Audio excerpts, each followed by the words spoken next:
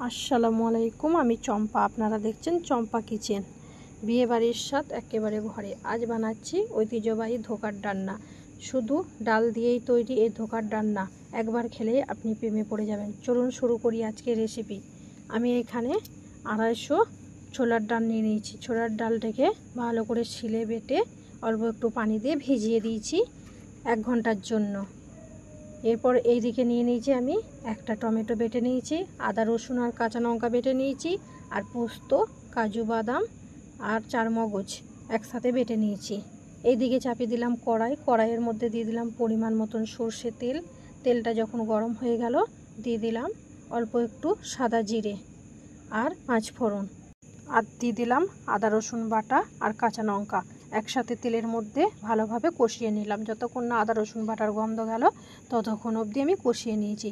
উপর থেকে যে ভিজিয়ে রেখেছিলাম ছোলার ডালটা বেটে, সেই ছোলার ডালটা তেলের মধ্যে দিয়ে ভালো করে এইভাবে নেড়ে চেড়ে আমি একটা ডো বানিয়ে নেব।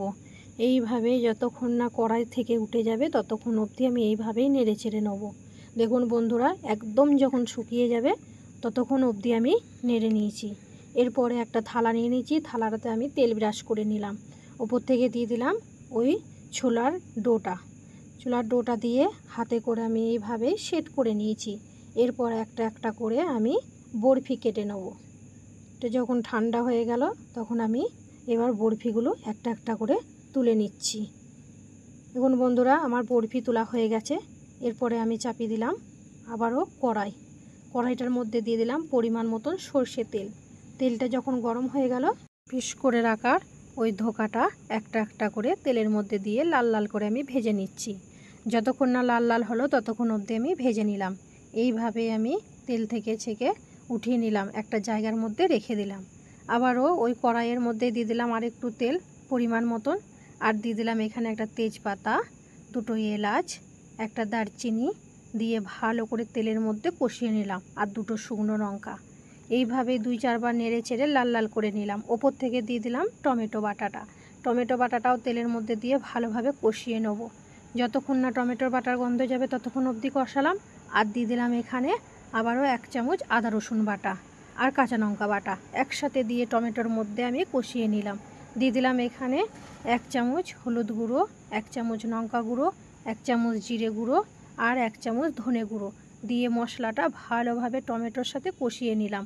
ওপর থেকে দিয়ে দিলাম এদিকে কাজু আর পোস্ত আর চারমগজ একসাথে বেটে নিয়েছিলাম, ওইটাও তেলের মধ্যে দিয়ে ভালোভাবে কষিয়ে নেব। এইভাবে 2-4 বার নেড়ে চেড়ে কষিয়ে নিলাম। যতক্ষণ না মশলার গন্ধ গেল ততক্ষণ অবধি কষালাম। আর দিয়ে দিলাম স্বাদ মতন নুন, আর দিয়ে দিলাম অল্প একটু পানি নিয়ে ঢাকা দিয়ে দিলাম 10 মিনিটের জন্য, মশলার গন্ধ যাওয়ার জন্য। 10 মিনিট পর যখন আমি ফিরে এলাম দেখলাম আমার মশলার গন্ধও চলে গেছে আর ওপর থেকে তেলও ছেড়ে দিয়েছে। ওপর থেকে দিয়ে দিলাম আবারও 1 কাপ পানি, আর ওই যে ভেজে রেখেছিলাম ধোকাটা ওপর থেকে দিয়ে ভালোভাবে নেড়ে চেড়ে দিয়ে দিলাম আমি এখানে 1 চামচ গরম মশলা গুঁড়োটাও দিয়ে আবারও 2-4 বার নেড়ে চেড়ে নিলাম। আর দিয়ে দিলাম স্বাদ মতন চিনিটা দিয়ে আবার ঢাকা দিয়ে দিলাম আধ ঘন্টার জন্য। আধ ঘন্টা পর যখন আমি ফিরে এলাম দেখলাম আমার ধোকার ডান্না রান্না হয়ে গেছে। বাঙালি রান্নাঘরে অন্যতম জনপ্রিয় পদ হচ্ছে ধোকার ডান্না রেসিপি, যা বিয়েবাড়ি বিশেষ অনুষ্ঠান দিনের জন্য একদম পারফেক্ট। রেসিপি কেমন লাগলো জানাতে ভুলবেন না। ভালো লাগলে লাইক দিন, কমেন্ট করুন, আপনার মতামত জানান, আর ভিডিওটা বন্ধুদের সাথে শেয়ার করুন।